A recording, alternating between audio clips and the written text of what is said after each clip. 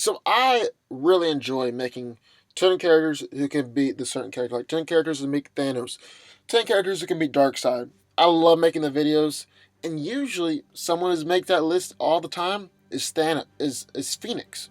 It's Phoenix. So I've been kind of struggling with a question recently. If I believe Phoenix can beat these characters, who can beat Phoenix?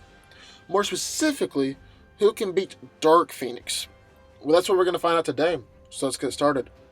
Now, Phoenix is extremely powerful to begin with, but when the Hellfire Club and the villain Mastermind psychically seduced Phoenix, the power became too much for the human host to consume, and Jean Grey became the Dark Phoenix. She can control all matter from the subatomic scale to the entire universe, can generate and absorb endless amounts of energy, create space-time warps, and easily travel through time, manipulate and create separate timelines, resurrect the dead, and absorb the life force from others to increase her own power.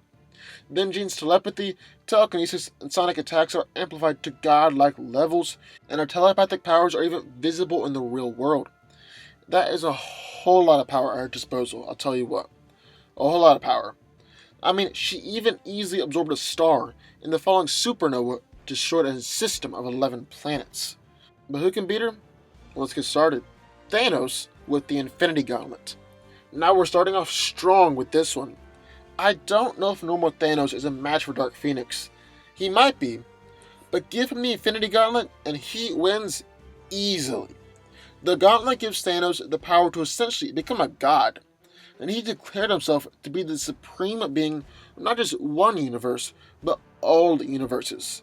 He was able to create life from nothing, killed half of the life in the universe with a snap of his fingers. I would snap here for emphasis if I could snap.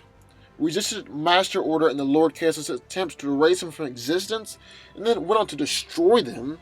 One-shots the most powerful Celestial of them all, overwhelms Galactus, Eon, and Stranger in their true forms of ease, and is able to defeat Eternity and replace him. So yeah, I say that Thanos shouldn't really have a problem with dealing with Dark Phoenix. Next up, we have Galactus. Now granted, Galactus needs to be at full power in this fight and can't be starving, but if he's fed, then he has a pretty good shot at taking Dark Phoenix down. Galactus is infused with the virtually limitless power of the Power Cosmic, and as such, can manifest a range of powers and abilities depending on the situation he finds himself in. For starters, Galactus can manipulate creation, matter, energy, and universal sources. He can also erect nearly impenetrable force fields, project devastating energies powerful enough to blow up planets, shoot lasers, give off radiation, open wormholes or portals to other dimensions, transport beings across the universe, teleport, read minds, levitate, reconstruct and transmute matter, manipulate elements on the periodic table, manipulate souls, heal living tissue, and even resurrect the dead. These two have fought before, but it was Rachel as the Phoenix, and Galactus was starving. But in this fight, with Gina's Dark Phoenix and Galactus fully fed, I would say that Galactus is more powerful and can beat her. The Guardians of the Universe. Now, the Guardians of the Universe are a race of immensely powerful immortals living on the planet of Oa, who have taken it upon themselves to protect the universe, and they founded and run the Green Lantern Corps. Together, they fought back the Antimatter, beat the Burning Martians, and dispelled a barrage of quantum singularities. I heard a while back that each member of the Guardians were around Thanos' level, and while I don't know how accurate that is because it's fluctuated throughout the years, it might give you an idea of the kind of power we're dealing with. And as a team, I would definitely say that the Guardians could take down Dark Phoenix. Coreva. Coreva is a citizen from the 31st century when he gained untold power from the worldship of Galactus.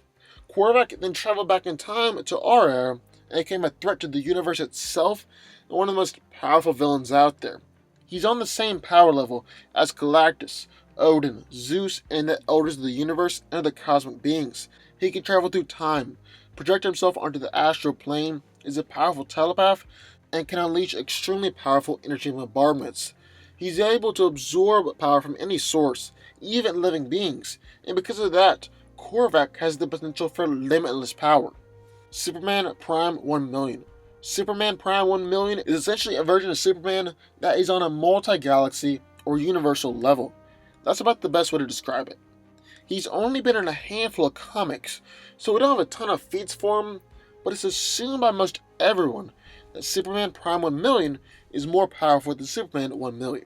And Superman 1 million has been able to punch the time barrier so hard that a woman feels it 2,000 years in the future.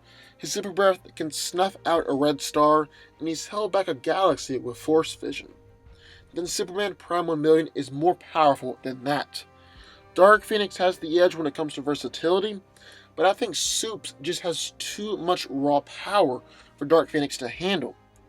White Phoenix is a whole other story, but I've already made a video on that one. Spectre. Spectre is one of the most powerful magical and cosmic beings in the universe, capable of battling against foes like Antimatter and Parallax. He has basically any power imaginable, like flight, intangibility, invisibility, size manipulation, travel between dimensions and universes, weather manipulation, draining life forces, and warping reality. Spectre has done such incredible things as defeating Parallax, defeating reality-warping demons, killing Lords of Order and Chaos, and even depowering Mr. Mixtapix. Prodigy. Now, Prodigy is actually a really interesting addition to this list, because its only true power is the ability to copy any power that he saw performed in front of him. However, the thing is that this power seems to have no limit. He's even able to copy much of the power of some of the greatest cosmic beings in the universe, like the Beyonder, the Living Tribunal, and Eternity. So essentially, Dark Phoenix will be fighting against herself here, and so I'll give them both a 50-50 shot. Of course, I guess it could also just end in a stalemate, but that kind of defeats the whole purpose of this video, so a 50-50 shot for each of them it is. Divinespawn. I'll tell you what, man, Divinespawn is just on a whole other level. I mean, wow. Just wow. He has the ability to control the Earth itself, and then after being given a piece of fruit from the Tree of Life, Spawn was given godlike powers. He used this power to easily defeat an entire army of Hellspawn, destroy all of Heaven and Hell's forces, then reconstruct all of Earth and its people, and went on to trap God and Satan in their own realm to fight. He was so powerful that he trapped both God and Satan. Wow, that is something else entirely. And finally, we have Nemesis. Nemesis was originally the sole being in all of existence, and had universal skill related warping, omniscience, and omnipresence. She was the being that split into the Infinity Gems. So she has basically every power that the Infinity Gems gives their user, except on an even greater scale. I know that's kind of hard to imagine, but it's true. So yeah, Nemesis can definitely take down Dark Phoenix. I mean, easily beats her. So there we have it. Those are 10 characters who can beat Dark Phoenix. What do y'all think? Anybody left off the list? I mean, I'm sure there is. Who do you think can beat Dark Phoenix? Sound off in the comments down below. Also, be sure to hit the subscribe button for videos just like this one every single week.